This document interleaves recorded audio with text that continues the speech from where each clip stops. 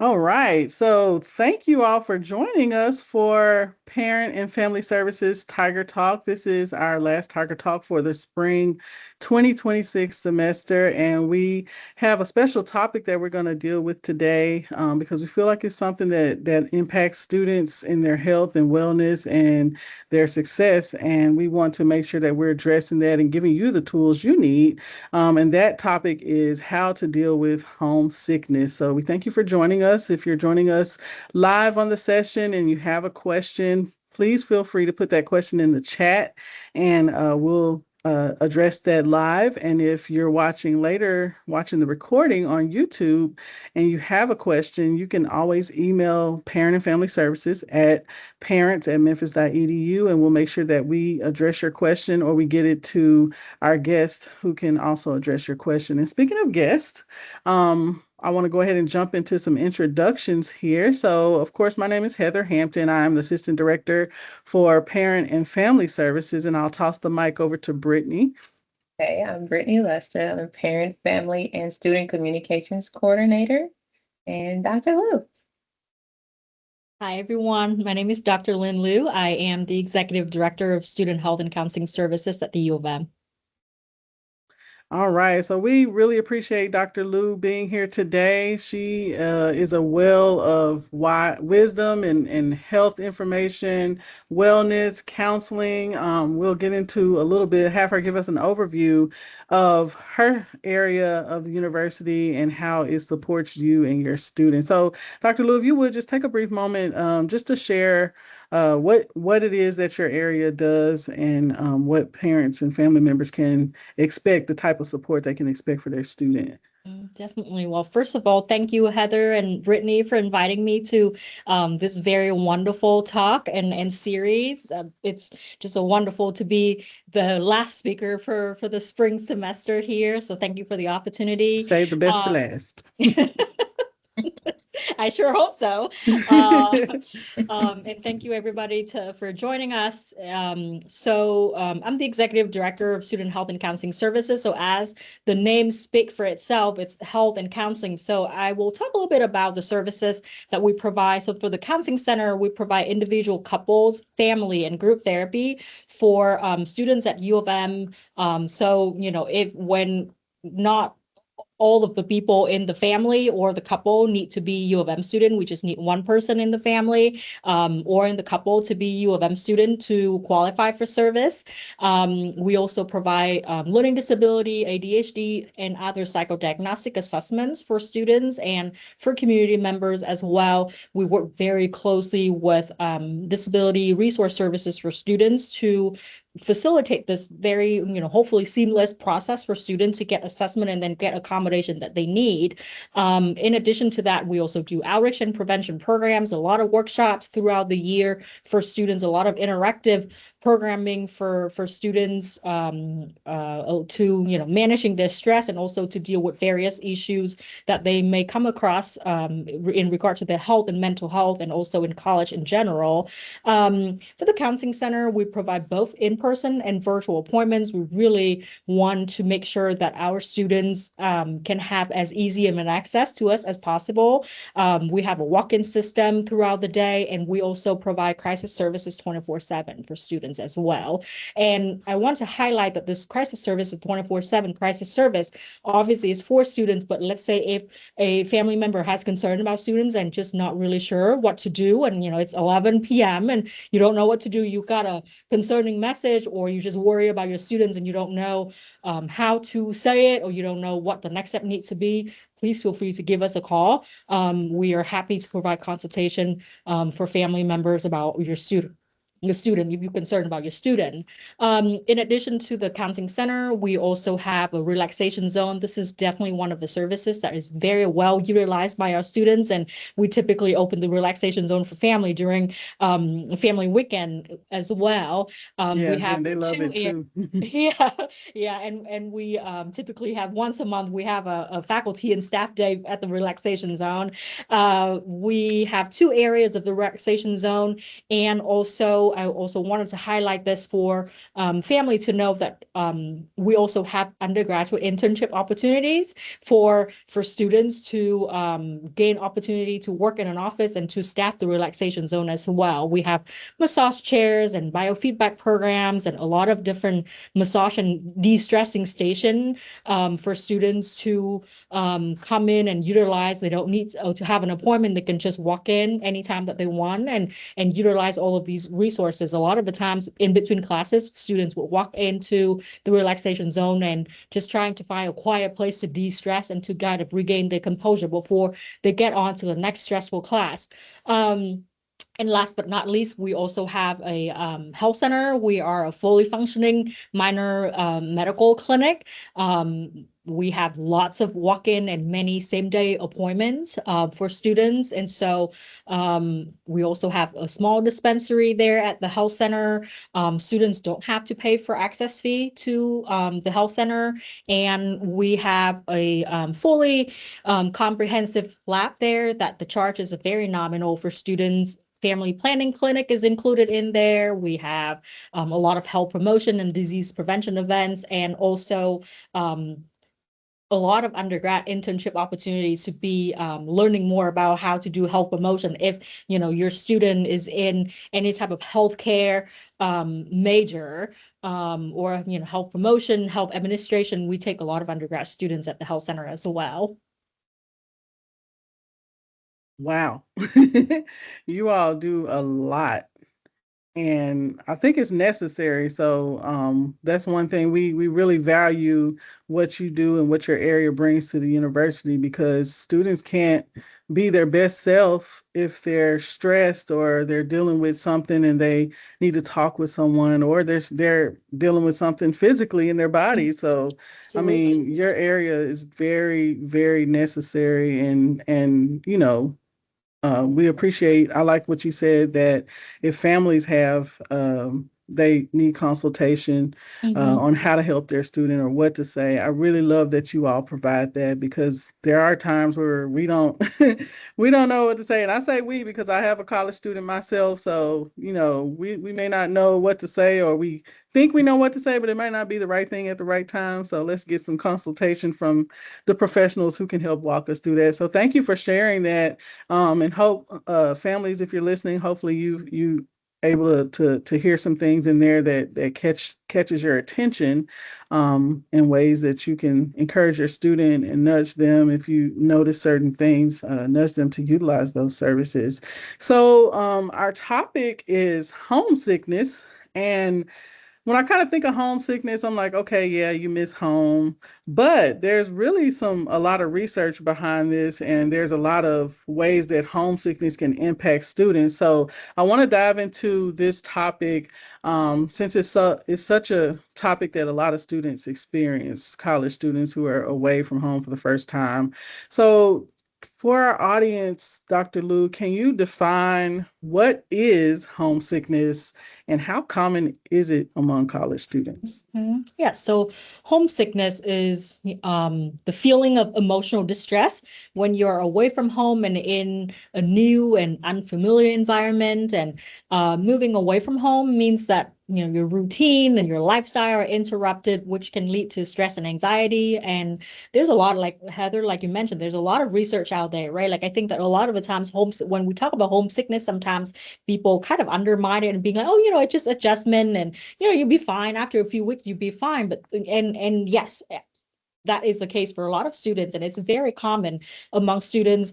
Research suggests that, and various different research suggests that the rate of students experiencing homesickness is a wide range between 30 and 94% of students experiencing homesickness, and a lot of them experience it during the first 10 weeks of college.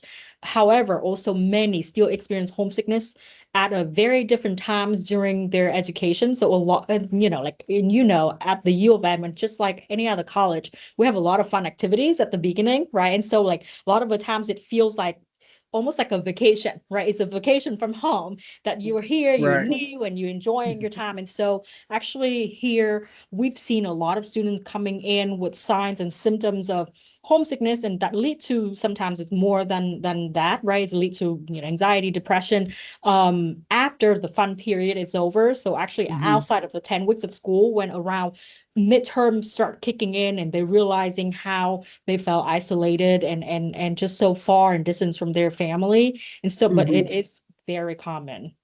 Mm. Mm, I can imagine. So this is a question that I've thought about as well, whether homesickness is a normal part of the transition, which may lead some families to worry that homesickness means that their student maybe made the wrong decision about college. Can you talk a little bit about if that's a normal part of the transition? It absolutely is. It absolutely is, because it is, like the definition of homesickness, right? It's Mm, emotional distress experienced by being away from family and being away from your familiar setting. Like, if, mhm, how many of us even go for a long vacation and we kind of missing home and like excited to go home, right? And that's like, mhm, there's like a very, 5 days, 10 days, whatever, however many days your vacation is, like you kind of longing to go home and get back to your normal, right? And then for college students, this is the new normal. And so this is a very, very typical and expected experience during the transition. And it is what we call involuntary stress response to losing a familiar comforts and routines and social support. And it doesn't matter whether you are moving, 10 miles away from your family and living in, independently, or living in the dorm, away from your household for the first time, or you moving across the world. Like, really, students experience homesickness very differently, and some feel, mild nostalgic about certain place or people, and some, experience it more significantly, manifest in feelings of anxiety or sadness or irritability. And so, but rest assured, it is very much an expected and very shared experience of many college students. Mm. I'm glad you said that, and I was very surprised at the range that you gave, the 30 mhm, to 90. That is a giant range. And Mhm. so the next question kind of goes along with that. Um, so I'm wondering why that transition can feel so overwhelming for some students, and then maybe not so much. It may be more like you mentioned, the mild nostalgia for other students. So what kind of factors into the difference in how people experience Yeah. homesickness? Definitely. So, like homesickness, right? Like it's a stress response to losing familiar comforts. And so it can trigger like feelings of loss or anxiety and deep loneliness. And often it's intensified by like pressure to adapt to a new environment. And it's not just missing a location, but missing a sense of security and identity. Yeah, Um, yeah, I can see that. and so a lot of the times, these homesickness feels so overwhelming because, like, one is disruption of security, right? It's like a loss of a comfort zone. Before, like in high school, students have a very high school schedule is a lot stricter than college schedule, right? Like you know Mm-hmm, exactly what time you leave home, like when you go home, what your routine is going to look like. And then, your parents going to be home or your siblings going to be home, like, your friends are all around you.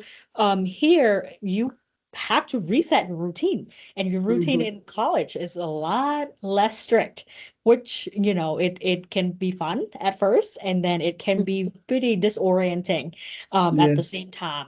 And also, intense emotional stress, right? Like, we talk about how we're all very unique people. We respond to stress differently, and some just respond to stress more intensely than others. And so another factor is that isolation or like silence, right? So we've seen actually a lot of the times like students who there's even for topics like homesickness, which we don't think that there's a lot of stigma around it, but there's still, particularly for students who don't move too far away from home.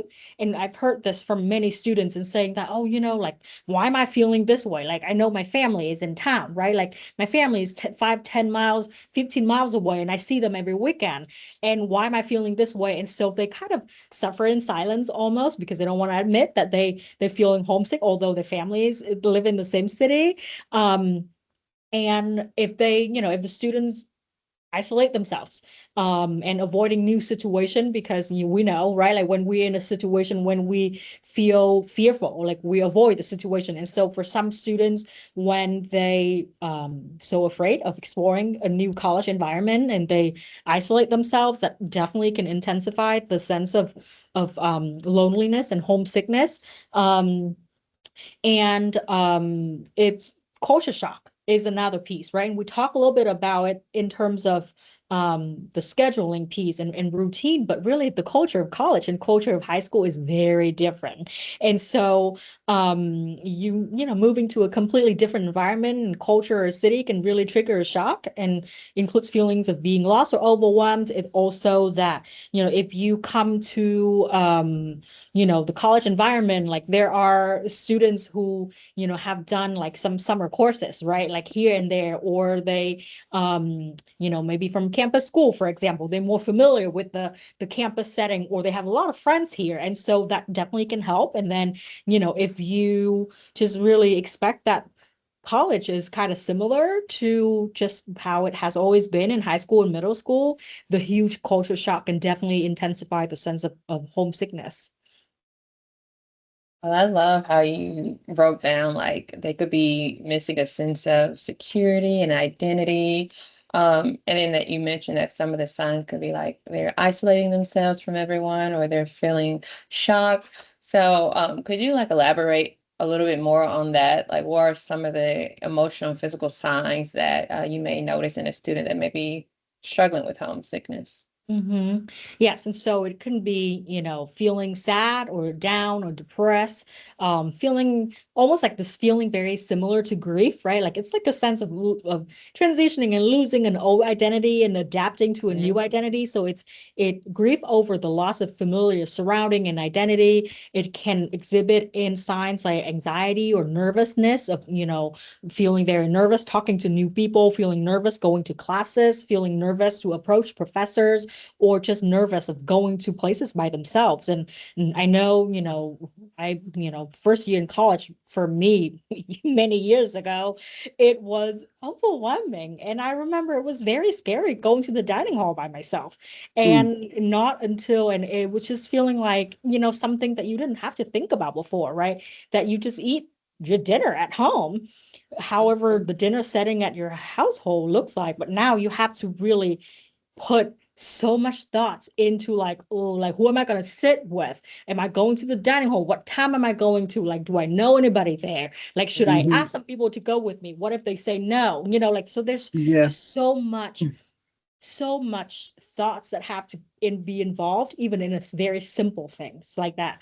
Mhm. And withdrawing from or avoiding other Mm. people, right? So like there are students who are just, like just it's so overwhelming that they just avoid talking to classmates, even, like in group assignments or things like that, even when new friends approach them, like they may just be too overwhelmed to say yes to opportunities and to new friendship. And so withdrawing from family, right? Not wanting to like stay connected or staying too connected. There's definitely like two Hmm. two sides of that. Right. Wanting to stay in their room all the time, being afraid to leave their room. I've definitely seen, students who really just it's overwhelming to leave the dorm room because there's too many people in the hallway that it seems like it feels like when you compare yourself to other people, right? It feels like everybody on my floor know everybody else, and I don't know anybody, so I'm just too overwhelmed. I'm going to look around to make sure that I don't see anybody before I go take a shower, like because I just don't want it in my face, right? Because it's a lot of it Hmm. is perception, and perception due to comparison with other people. Um, and also the other sign is being very easily irritated by new things or things that are done differently than how you used to, right? And so we talk about the dinner experience, right? And so like obviously it's very different here compared to eating at home. Like you go into a dining hall or you go into the UC here to go to places. And like sometimes like the change in routine can really people can get easily irritated, or sometimes students can get easily irritated with their family because they feel homesick and just so overwhelmed. You know, when parents just want to know how college going, they can get pretty irritated getting questions about that. And so all of Mhm. those are some of the most common symptoms of homesickness. I Yeah. know when I first came, I think being away, like out of state, even though it wasn't far away, and from the comforts of having a vehicle at home, not necessarily my vehicle, but access to one and being able to get what I needed versus now I'm living on campus. I have no vehicle. I don't know anybody. How am I going to get to the grocery store or the bank? Or those were always anxiety points for me. So I definitely can understand some of that you explained. So one thing you mentioned was students feeling anxious about making friends or fitting in and seeing, oh, everybody else seems to know everybody else and I don't. And so they tend to withdraw, as you mentioned. So, how can parents and family members kind of help their student manage those fears and those feelings of loneliness so that they can take advantage of the opportunity when it presents itself to make a new friend or engage with a group of people? Definitely. There are definitely concrete steps that students can take, and also family can encourage them, right? So there's simple, very simple things to do. Staying connected with friends and family through decorating your dorm room with photos, focusing on positive memories, introducing your new friends to your favorite games or activities that you used to do with friends from home, even if it's simple as, you know, introducing your new friends to your family through FaceTime, right? Like it's so kind of almost like expanding your world, you're merging your new world with your old world, Right, that's good. to create this sense of connection, establishing a routine. We talked previously in terms of the loss of routine is huge for college students. And so routine can be, you know, waking up at the same time every day. It could be that you participate in extracurricular activities. We know there are a lot of different campus clubs and organizations. There's intramural sports teams. It's exercise, it's going to the gym, taking a walk outside, enjoying the campus to really familiarize yourself with the campus environment and establishing a routine for yourself, getting coffee with friends before class, right? Like finding almost like finding an anchor for yourself Mhm. um in a new environment. Setting aside time for self-care. It is finding community that, you know, finding student club that you connect with, or connect with an affinity group, showing to campus social events. There are so many social events on campus here, exploring the local area. And, you know, particularly I think this is very important for particular students from out of state or not Mhm. from the Memphis area, attending local festivals and really Yeah. having the sense of like you are here, you live here, not Mhm. just that you are here to go to class and go back to your dorm, like really fully embrace this life of being a Memphian, Right, right. and That's really good. adopt this new identity of being a Memphian. I think would be really helpful. Find the best local coffee shop, you know, go to sporting events. You know, we have a lot of games here at the U of M and students can go for free. And also a lot of the time students feel pressure to be everywhere and do everything, right? How many times do we hear from students, you know, saying that they do so much, and at the end of the day they got home or get back to their dorm at night and they feel so exhausted but also homesick, right? Because Mhm. it's almost like you overcompensate for, instead of focusing on truly find meaningful connection and giving yourself self-care and compassion, you Feel it. overexhaust yourself Yeah, you feel to it with fill up stuff. your to right to fill Right. up your days. And so we definitely, like, I want to encourage family, to encourage the student to not feeling that pressure to really find, this campus is huge, there your people are out there, right? You just need to take your time and find them, and really find your place on this campus, and also give yourself compassion. And don't compare yourself to another person, because you don't know what other people are going through, and it may seem like everybody knows everybody else, but the reality is a lot of the times people going through feeling lonely, similarly having this shared experience, and they just don't talk about it. And so having compassion for yourself is also very important. Yeah, that's good. Yeah, you made some really great points. I especially like the finding an anchor for themselves and being able to like merge their new world with their old world.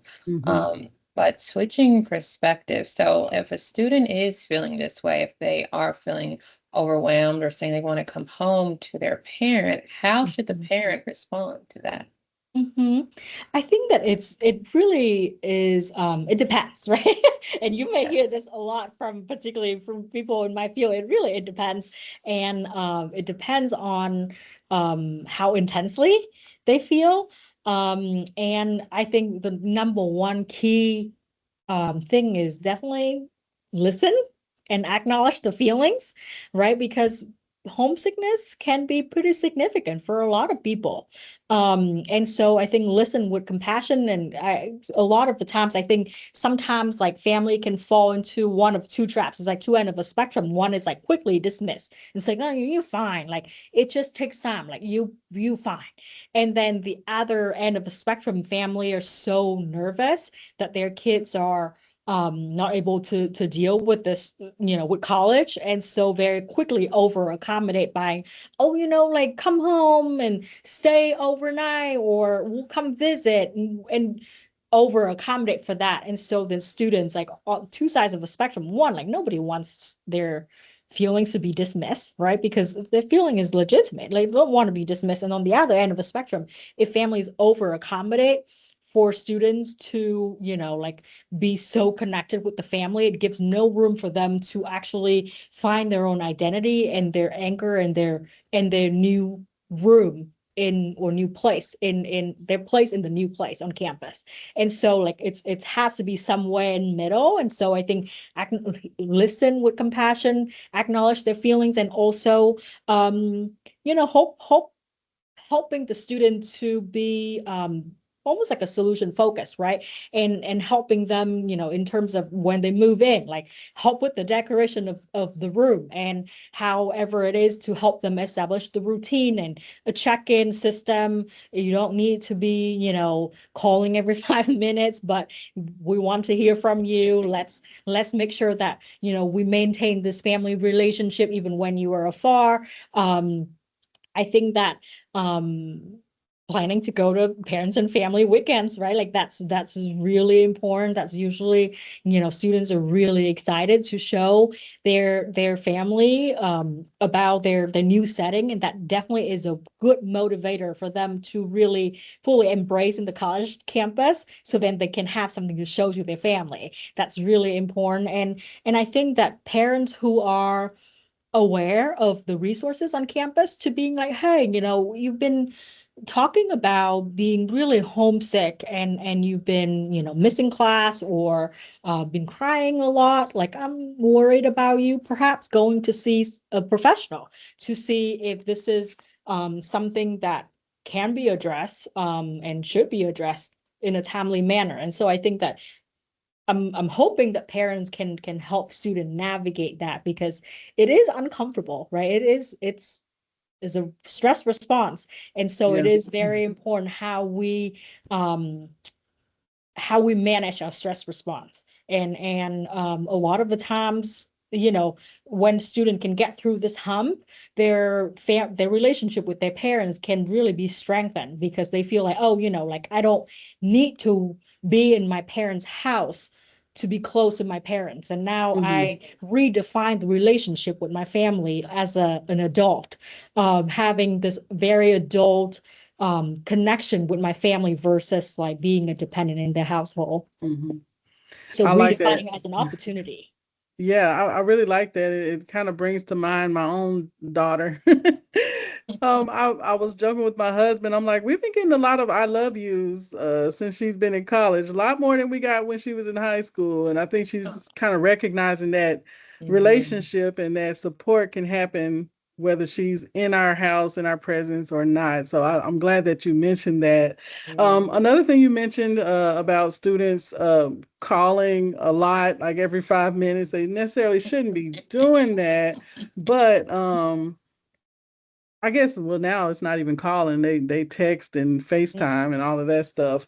But what is the balance? I guess that's the biggest thing is kind of that fine line and it may differ from student to student, but the balance. What does it look like when it's out of balance? Like, Mhm. is it okay, we just talked 30 minutes ago and you're calling again, or like you mentioned, the student is crying more, but what should the families look at to say, okay, this is getting a little healthy. I need to step unhealthy. I need to step back some, so that my student can get that independence. So just help us kind of think about that and envision what something that's out of balance is and Mhm. what that looks like, and then how can we get back to the balance. Mhm.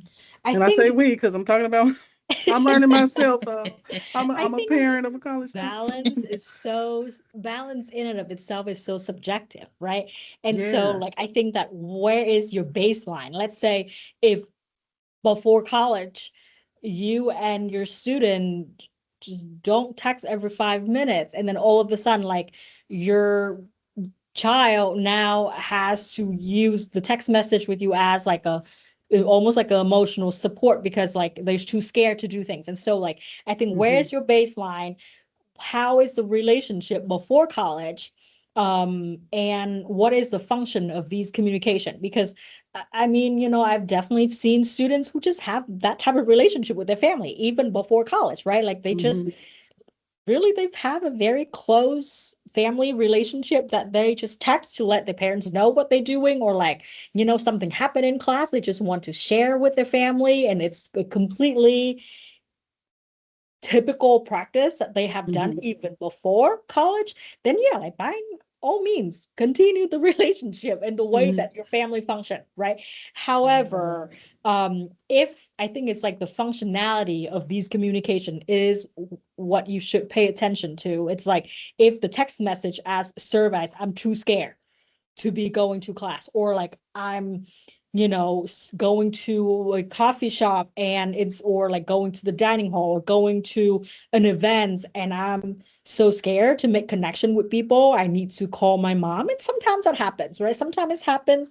It's a sense of comfort, like we don't Hmm. want to withdraw the sense of comfort immediately, but if continue to happen as the connection with family is the only thing that they have as a social Hmm. support, and it impedes their ability to really reach out to other people. Because I mean, Hmm. new experience is, it can be exciting and can be very uncomfortable. And so, and we know that no growth can happen when you're too comfortable, right? Like Hmm. if Right. everything works great, like you think that everything works great, then why would you do anything differently? And so like I encourage family to really consider the intentionality of the communication. Is it, supportive, or is it dependent? Because those, there's a very fine line between that. Like, Mm-hmm. are you just wanting to talk to me, or because you cannot function without talking to me because you are so scared to do new things? Like, it's fine, I can give you a pep talk, but if this happens every time you go to class, you need to talk to have a pep talk to go to class, right? Like that is going to Right. be an issue. And so like I Yeah. think it's really is subjective, but also I encourage family to really think about the intensity, frequency, but also intentionality of communication. Hmm. That's good. Mhm. So earlier you mentioned some steps that they can take when adjusting to college life just to get a little bit more familiar on campus. Hmm. And like my cousin, he just started, he's a freshman and he's kind of like a shy kid. But he is interested in doing things. I think he's just getting his feet wet the first year. So, like, I assume, of course, being more engaged on campus, but what are some simple things they can start doing like very early on just to feel comfortable and adjusted to campus life? Mm-hmm.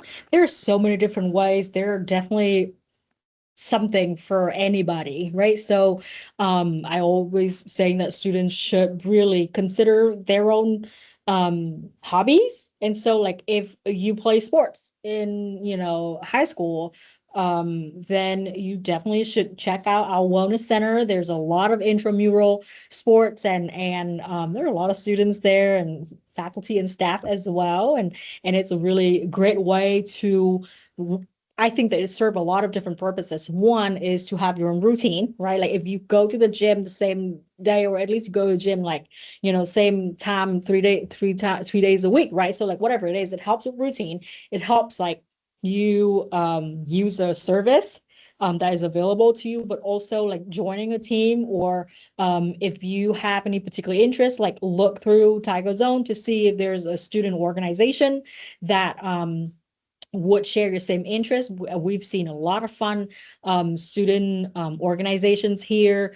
It's, there's students who like to, Dungeons and Dragons. There are like some group there and they play every week. We have, students to support mental health, and we have, so different volunteer activities as well. And then one of the things that I actually think is a really good way for students to get acclimated to campus and feel integrated into a larger thing is having a job on campus.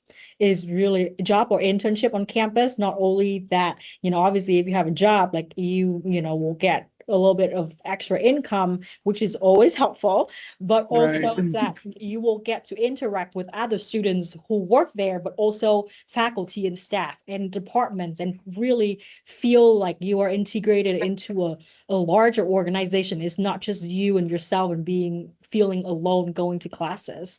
So there are definitely a lot of different ways to whether it's big step or baby steps Yes, to get more exposure to the campus. sure. I will take some of these back to him. For sure. Yeah, that Thank would be you. good for him.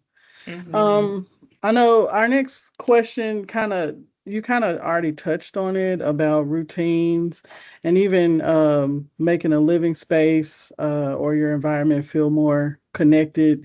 So can you just kind of reiterate some of the routine?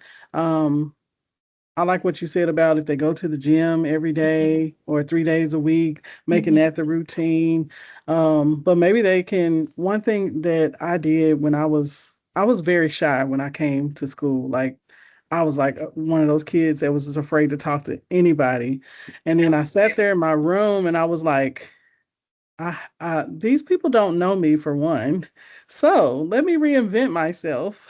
And so I Hmm. came up with this game within myself to every time I connected, if I made eye contact with someone, if I'm walking to class, I would say hello. And I would say, hi, my name is Heather. How are you? Something like that.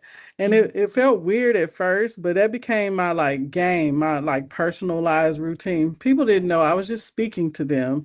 But then a couple of times people spoke back. And then next thing you know, they said, what's your major? Ah, I And then love I'm like, it. oh, they're speaking back to me. I guess I should say another sentence. And so it turns into a conversation. And next thing you know, they're inviting me to come to the cafeteria to eat dinner, or I'm a part of this group or that group, you should come.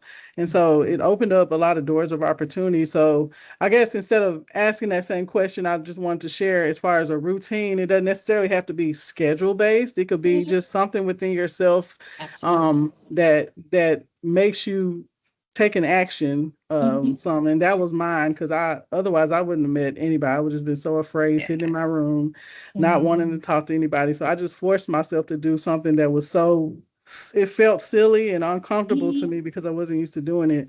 But over time, it became easy and I Mhm. met a lot of people doing it. So Mhm. maybe that could be a routine for a family that's out there. Maybe suggest Absolutely. that to your student. Mm. Absolutely. I think that's a great suggestion, and that's a very great strategy. I think, yeah, routine doesn't have to be something super scheduled, right? I think, and similarly to Heather, you know, when I started being an undergraduate student, very shy, first time being very far away from home. I Hmm. went to college 8 hours away from home. It was Yeah. a scary experience. And I think my routine at the time was, every time every time I went to the dining hall, I always stopped by a certain station. It's like always, I still remember there's, certain workers at the dining hall. They were so nice and so sweet. And I always stop by their station sometimes to get food from that station. Sometimes it's just to say hi, and it becomes a routine. Becomes a routine. It's like whatever the anchor looks like for you, right? Sometimes it is that one worker that is so sweet and always say hi to you and ask you how your day goes because you stop by that station every time you go to the dining hall. It can be the person at a coffee shop, right? And so the routine and anchor can look very differently for different people. And I definitely want to encourage family to support their student to find their own anchor and routine. That's great. That makes me think of something else when or both of you were talking about routine. My brother was very anxious too, starting college a few years ago, and I bought him this game, I believe at Target or somewhere, and it was like cards to help with anxiety. And each card was like, go up and say hi to someone or do this the next day. And so I felt like that helped him a lot as well. Yeah, So that's good. another thing. Yeah, and I really like what you said about the diners being like a friendly face and just trying to find your anchor. And I assume the resident advisors will can do the same for people as well. So, in your opinion, what role do like roommates, RAs, or like campus community people play in helping students feel a little bit more connected, making it their new Oh, home? so important, right? I think that is particularly for students who live on campus and have resident advisor or, and there's a lot of staff and I know our residence hall staff really well and the RAs are wonderful and they also have a lot of floor activities as well. And so like my hope is that family will encourage the students of when there's activities put out by RAs for the floor, like go to them. That's a great way to get to know people on the floor. That's a great way to make new friends and also just like, we want to know our neighbors, right? And so RAs are the ones that have been here and they are definitely they great connectors. And so very important campus communities. There's this campus, there's just so many different pockets of folks that students can get connected to, whether, we talked briefly before about different student organization, different I know that a lot of students, wanted to be or have been participating in like student organization or student activity council or getting into student government. And that is so important. I think that participating in the community that the residence hall naturally form is very important. If you have roommate and if you have a roommate that you get along with, you have a built-in friend, right? You have a built-in friend and neighbor. And sometimes it works out that way, sometimes it doesn't work out because not everybody's going to be everybody's best friend just because you live in the same room, and that is okay. That is okay. You can take that as an opportunity to learn how to share a space with somebody without being their best friends, but also a lot of the times you can meet people through your roommate. Your roommate may not be your best friend, but you may meet your new best friend through your roommate and through your residence advisor and through um the residence hall community as well. I think that's very, very important for students to really fully utilize those opportunities. Yeah, that's good.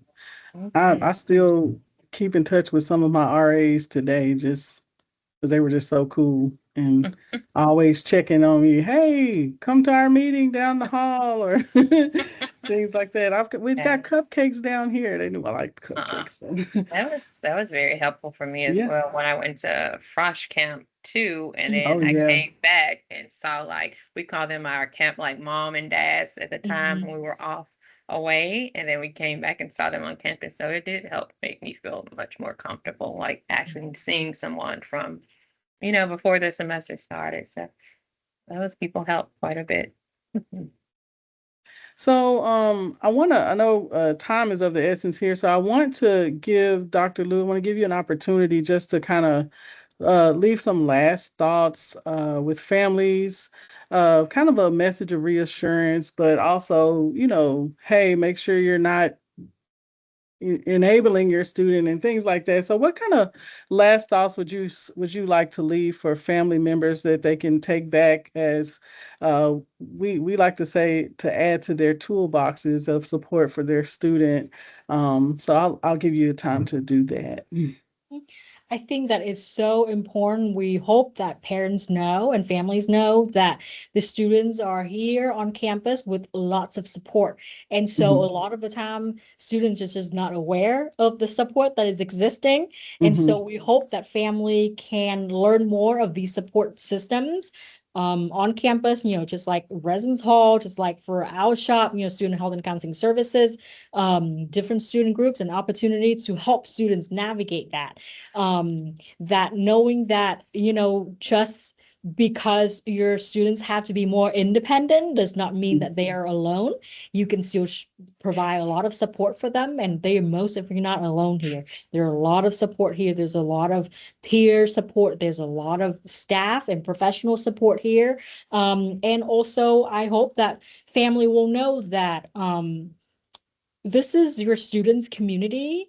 It can also be, you can also find community here for yourself too, right? Like I know that a lot of parents find community within the parents and family network, and Mhm. that you can absolutely, like I mentioned before, you can absolutely reach out to us to seek consultation, because ultimately we want to make sure that your students are that you are equipped to support your student to be successful, because that's really ultimately is our goal for students to be successful and also to enjoy their time Yeah. in college here. Yeah, that's good. That's good. Dr. Lynn, I want to personally thank you for sharing all of this wonderful information. You have been so instrumental and helpful. I know as families review this Tiger Talk, they're gonna have so many tools to take back and so many things that they can, talk to their student about and things to be aware of. So I really appreciate you taking the time to answer all of these questions, to give us a lot of insight and kind of share about this topic that so many people like. And I'm guilty of it. It's like, oh, it's nothing, homesickness, you'll get over it. But no, there's things that impact these students, and so any kind of advice that we can receive, that families can receive to help our students succeed and help them get to that next level of independence and appreciation for family and for the things that may be left behind as they approach that new identity. Thank you so much. I'm going to put the contact information on the screen.